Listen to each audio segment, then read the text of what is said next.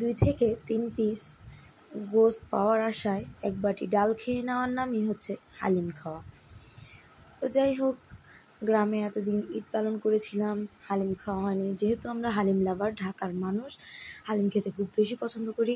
Husband খুব বায়না করেছিল যে হালিম রান্না করো, আমার হাতের হালিম নাকি খুব মজা হয় তার কাছে। সে বলল হালিম রান্না করো।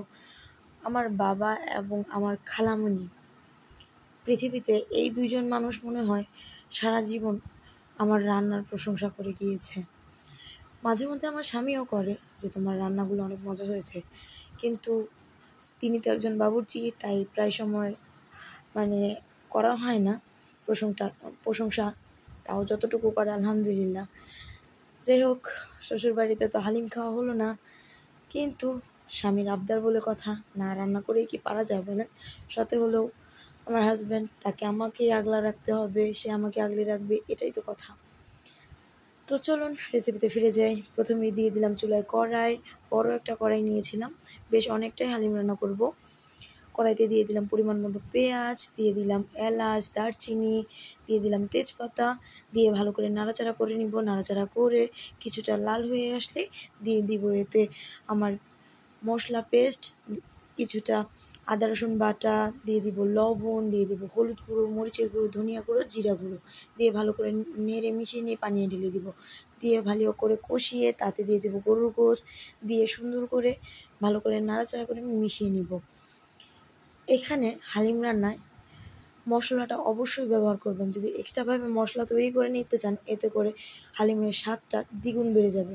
যেহেতু আমার হাজব্যান্ড একজন বাবুর্চি, সেখানে আমি মশলাটা প্রায়ই ব্যবহার করা হয়। আমার বাসায় যে মশলাটা আমি বানিয়ে রাখি সেটা ব্যবহার করা হয়, আবার হালিমের মশলাটাও ব্যবহার করে। আপনাদের হাতের কাছে না থাকলে ব্যবহার নাই করতে পারেন, কিন্তু এতে ব্যবহার করলে ভালো হবে। যাই হোক, ভালো করে কষিয়ে নিয়ে ভালো করে ঢাকনা করে একটু পরপর নেড়ে দিয়েছিলাম, কারণ যেহেতু আমার একটা চুলা আর হেল্পিং হ্যান্ডও নেই, তাই একটু পরপর নেড়ে দিয়েছিলাম, দিয়ে ভালো করে মিশিয়ে দিয়েছিলাম। আমার গোশটা প্রায় ভালো করে সিদ্ধ হয়ে গিয়েছিল। দেখুন আমার গোশের কালারটা খুব সুন্দর এসেছিলো। দিয়ে দিব এতে করে মিশিয়ে রাখা, সেই গরম পানিতে মিশিয়ে রাখা হালিমের মিক্স, দিয়ে ভালো করে মিশিয়ে নিব। মিশিয়ে সুন্দর করে নাড়াচাড়া করে নিব। নাড়াচাড়া করে এমনভাবে নাড়াচাড়া করতে হবে যাতে হালিমটা গরুর গোশতের সাথে মিশে যায়। এখানে দিয়ে দেব সুন্দর করে কিছুটা গরম পানি, কিছুটা না, বেশ অনেকটাই গরম পানি দিতে হবে, যেহেতু হালিমটা ফুটতে হবে, ভালো করে মিশতে হবে, ভালো করে সিদ্ধ হতে হবে। তাই দিয়ে দিলাম সেই হালিমের মশলা, দিয়ে আবারও ভালো করে কষিয়ে নিব। কষিয়ে সুন্দর করে নাড়াচাড়া করে নিব।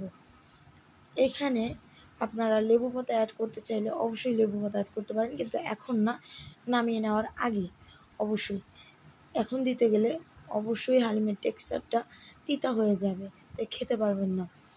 আমার হাজব্যান্ড অ্যান্ড আমার বাবা অলওয়েজ বলে যে আমার হাতের হালিম নাকি বেস্ট হয়। তো আমি জানি না যে কেমন হয়, তারা সব সময় বলে অনেকটাই বেস্ট হয়। যাক, দিয়ে দিলাম, সুন্দর করে কষিয়ে নিব। কষিয়ে তো দেখুন আমার হালিমটা টকবক করে ফুটছিল। এই পর্যায়ে এসে সুন্দর করে চুলাটা আমি কমিয়ে দিয়েছি, কারণ হালিমটা নাড়াচাড়া করতে হবে, আবার নিচে দিয়ে লেগেও যাবে, আরও একটা ভয় থাকবে। সাথে সাথে এখান দিয়ে অনেকটাই ছিটছিল, তাই আমি কমিয়ে দিয়েছিলাম চুলাটা। দেখেন অনেকটাই, বেশ খানিকটা আমার ঘন হয়ে এসেছিল। এখানে আমি অনেকক্ষণ অফলাইনে আমি সুন্দর করে নেড়েচেড়ে মিশিয়ে নিয়েছিলাম। আপনারা অবশ্যই নেড়েচেড়ে মিশিয়ে নেবেন। যাই হোক, আল্লাহ হাফেজ।